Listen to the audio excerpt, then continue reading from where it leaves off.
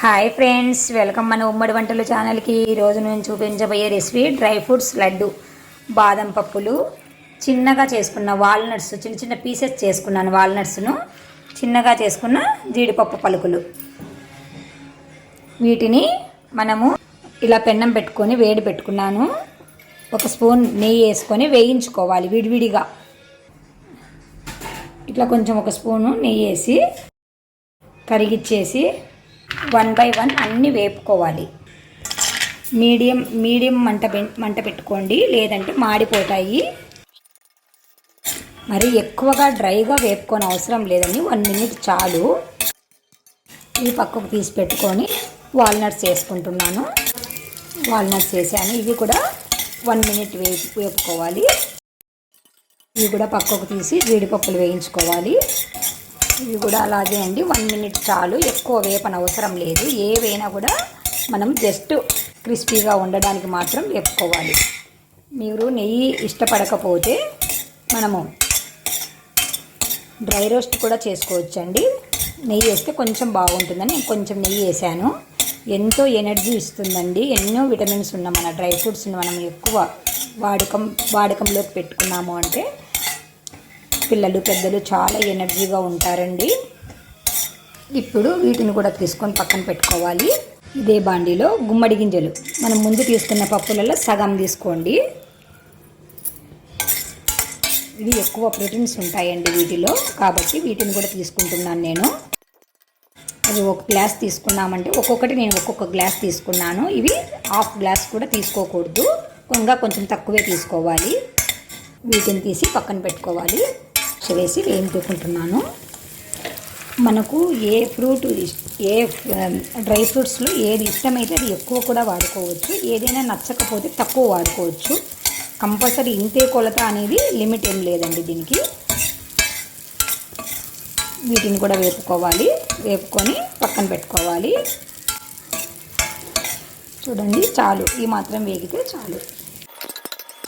ఈ పెన్నం వేడి ఉంటుందని నేను కొద్దిసేపు కలబెడుతున్నానండి. స్టవ్ ఆపేస్తున్నాను. ఇప్పుడు కలింగర పప్పు వేస్తున్నానండి. ఇది కూడా వేపుకోవాలి.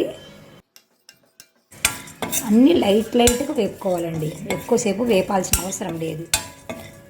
ఇదైతే మరీ కొంచెం సేపే వేపాలి.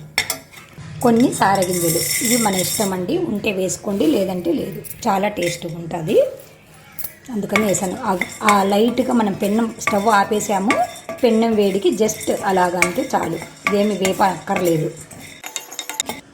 ఇలాగన్నీ వేయించి పెట్టుకున్న తర్వాత 1 by 1 మనము వేసుకోవచ్చు, లేదా కలిపి కూడా మిక్సీ పట్టుకోవాలి. ఇట్లా కచ్చాపచ్చాగా చిన్న చిన్న పీసెస్గా పట్టుకోండి.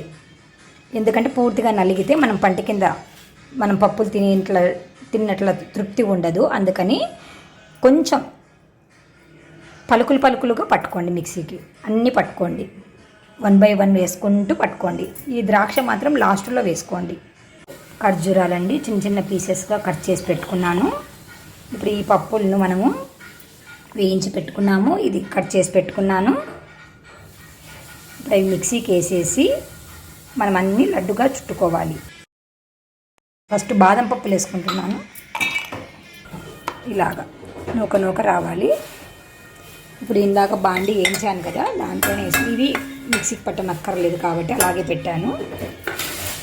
అన్నీ కలిపి దీంట్లో వేసుకుంటున్నాను. వాల్నట్ చేసుకుంటే ఇలా 1 by 1 అన్నీ వేసుకుంటున్నానండి. గేమ్ చూపించక్కర్లేదు, మీకు అర్థమైపోయి ఉంటుంది. వేసుకున్నాక అన్నీ ఈ బాండీలో వేసుకుంటాను. అలా వేసుకోవాలండి. వేసుకొని మిక్సీ పట్టుకోవాలి. ఇలాగన్నీ కలుపుకోవాలి బాగా. నా దగ్గర ఖర్జూరం తక్కువ ఉన్నాయండి, మీ దగ్గర ఇంకా ఎక్కువ ఉంటే కూడా ఎక్కువ వేసుకొని అన్నీ కలుపుకొని లడ్డు చుట్టుకోవడమే అండి. ఇంకా స్వీట్ కావాలి అనుకునే వాళ్ళు ఎవరైనా ఉంటే కొంచెం బెల్లం వేసుకోవచ్చండి. కొన్ని గసాలు వేస్తున్నాను, అది మన ఇష్టం, ఏదైనా వేసుకోవచ్చండి. ఇంకా కొంచెం నెయ్యి వేసి కలుపుకోవచ్చు, బెల్లం పొడి వేసి కలుపుకోవచ్చు, మన ఇష్టం అండి.